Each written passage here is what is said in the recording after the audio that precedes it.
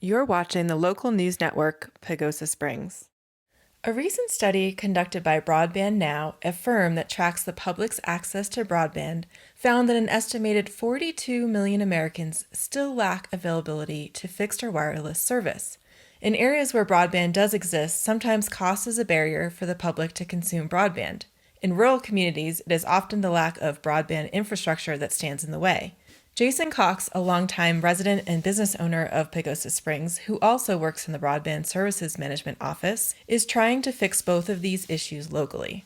We focus on opportunities to improve the broadband network and to coordinate the private internet service providers. So we say, we have identified opportunities in our community that you can use to your advantage and gain more subscribers, provide more service, etc. And we will also help with grant applications and getting money from the state of Colorado and from the U.S. federal government in.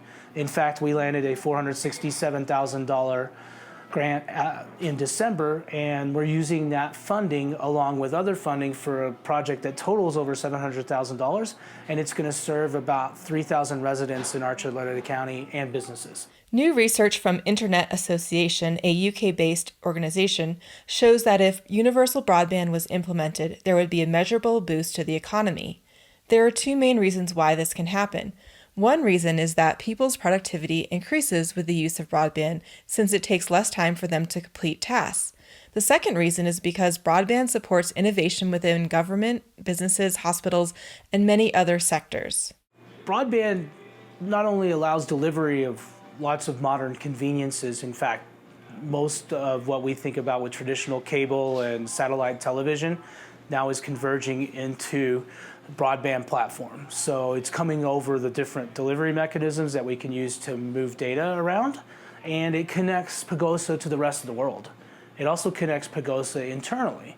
So we see that we can read newspapers online. We see that we can get alerts from the 911 system. Those public safety concerns and even monitoring systems often run on broadband networks. In fact, the local water and sanitation district uses cellular connections in part to monitor its plants and protect the public health.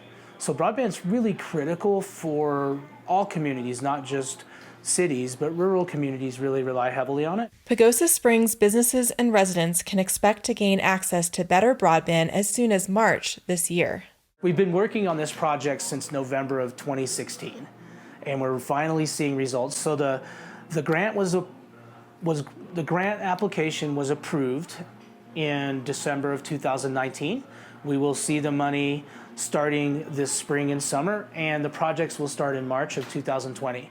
We selected places for the new towers that give us the most ability to reach out. And in the future, our hope and plan is to try and fill in some of the holes. So we cover a broad area, but you have a few gaps here because of a hill or a mountain providing a shadow. In the future, we're hoping to cover those shadows with other means. That could be another tower, it could be another technology completely. Archuleta County's Broadband Management Office also worked on connecting businesses and residents along the 160 corridor to a fiber optics network that was installed in 2013 and 2014, but was unavailable to consumers until now. If you would like to find out more about broadband access in Pagosa Springs, you can visit their website at archuletacountybroadband.com. Thanks for watching this edition of Local News Pagosa Springs.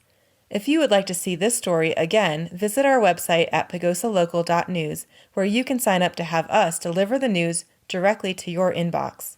If you are interested in hosting a digital network display at your place of business, you can fill out a form on our website.